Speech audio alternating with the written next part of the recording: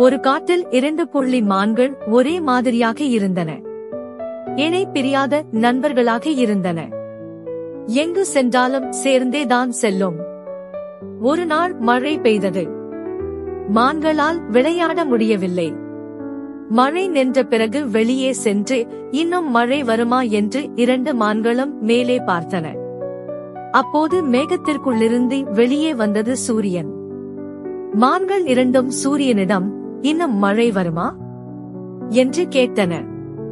அதற்கு சூரியன், நான் வந்து விட்டேனே, இனி எப்படி மழை வரும் என்று சொல்லி மான்களை பார்த்து சிரித்தது. எங்களை பார்த்து ஏன் சிரிக்கிறாய் என்றது ஒரு மான். நீங்கள் இருவரும் ஒரே மாதிரியாக இருக்கிறீர்கள். அதுதான் எனக்கு சிரிப்பு வந்துவிட்டது. தவறாக எடுத்துக் கொள்ளாதீர்கள். நீங்கள் யார்? நாங்கள்தான் அழகான 2 புள்ளிமான்கள். நாங்கள் இருவரும் நண்பர்கள் என்றன புள்ளிமான்கள். சரி, உங்களில் யார் திறமையானவர்கள் என்று கேட்டது சூரியன். நாங்கள் இருவருமே திறமையானவர்கள்தான் என்றது புள்ளிமான்கள்.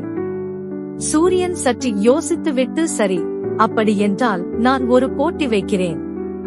அதோ அங்கு ஒரு மரம் இருக்கிறது பாருங்கள். உங்களில் அந்த மரத்தை யார் முதலில் தொடுகிறார்களோ அவர்கள்தான் திறமையானவர்கள். இந்த போட்டியில் வெற்றி பெற்றவர்களுக்கு நான் ஒரு பரிசு தருவேன். சூரியன் பரிசு தருவதாகச் சொன்னதும் 2 மான்களும் ஓடத் தொடங்கின. ஆனால் மரத்தை தொடாமல் நின்று கொண்டிருந்தன. சூரியன், ஏன் மரத்தை தொடாமல் அப்படியே நின்று கொண்டிருக்கிறீர்கள் என்று கேட்டது. ஒரு புள்ளி மான் சொன்னது, நான் என் நண்பனுக்கு விட்டுக் கொடுத்து விட்டேன் என்றது. இன்னொரு புள்ளி மானும், நானும் என் நண்பனுக்கு விட்டுக் கொடுத்து விட்டேன் என்று சொன்னது. இதை கேட்டு பெரிதும் மகிழ்ந்த சூரியன் சொன்னது, அழகான 2 புள்ளி மான்களே, உங்கள் ஒற்றுமையை பார்த்து நான் மகிழ்ச்சியடைகிறேன்.